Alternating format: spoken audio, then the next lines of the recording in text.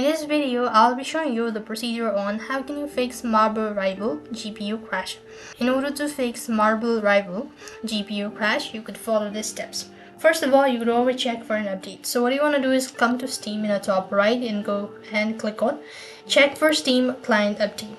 If you see any sort of update, then you want to do it so, and that could also be able to fix. If not, you simply want to come to the library tab, locate your Marble Rival game, right click and go to properties.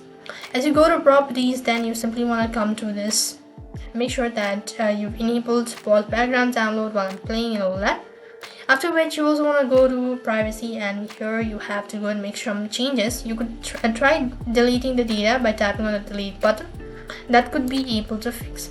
Likewise, if this shows still persist on, then you want to simply close this tab, right click at the bottom anywhere, go to task manager, and when you locate scene, you want to right click and click on end task. Once you've completely closed it up, you want to locate Steam once again, right click, go to open file location.